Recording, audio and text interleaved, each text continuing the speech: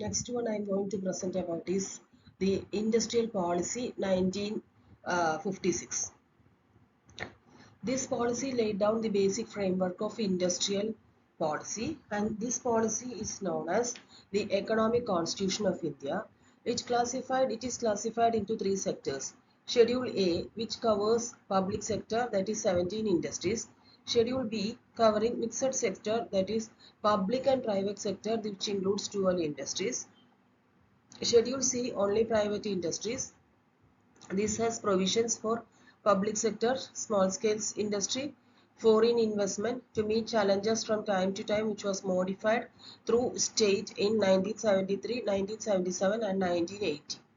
And the industrial policy resolution policy in 1956 was developed due to the changes that occurred due to the economic and political developments in different spheres that called for the changes in industrial policy in a short period of operation in the 1948 industrial policy. The 1956 policy divided the industries into three categories based on management. It was based upon the Mahalanobis model of growth, which advocated that emphasis should be laid on the heavy industries which can increase the economic output of the country. Mahalanobis model suggested the dominance of the heavy industries. And the additional informations that can be given in for this 1956 model is the IPR 19 Industrial Policy Resolution 1956 classified industries into three categories. That is, Schedule A, 17 industries were the exclusive responsibility of the state. Out of the 17 industries, 4 industries were for arms and ammunition, atomic energy, railways and air transport had central government monopolies. New units in the remaining industries were developed by the state governments. And the Schedule B 12 industries were open to both the private and public sectors. However, such industries were progressively state owned. Schedule C includes all the other industries not included in these two schedules, constituted in the third category, which was open to the private sector. However, the state reserved the right to undertake any type of industrial production. And the industrial policies are mainly for the rules and regulations, policies and procedures, and laid down by the government for regulating and controlling industrial undertakings in the country. It prescribes the respective role of public and private, joint, cooperative, large, medium, and small scale sectors for the development of industries. It includes fiscal policies, monetary policies, tariff policy, as well as policy for labor. It also shows government attitudes towards foreign investment. Main objectives of these policies are to maintain a sustained growth in productivity, to enhance employment opportunities, to prevent concentration of economic power, to optimum utilization of human resources, to achieve competitiveness in international area, and to transform India into a global power. The main objective of the policy of 1956 is to increase the rate of production and industrial development, and development of heavy and basic industries, and to reduce disparities of income and wealth, and to prevent private monopolies concentration of economic power in a few hands. And the main features of the policy, more features are encouragement to small and cottage industries, balanced regional growth, amenities for labor, training facilities for technical and managerial person, proper management of public sector, foreign capital, interdependence of industries in different schedules. The government can change the classification at any time as per the requirement. And the main feature of this 1956 policy is that the classification of industries into three sectors as a Schedule A, Schedule B and Schedule C. And Schedule A includes 17 industries, Schedule B includes 12 industries, and Schedule C includes only private sector industries. The major industries are classified as under these three sectors, and this policy is also known as the Economic Constitution of India. These are all about the industrial policy of 1956. Thank you.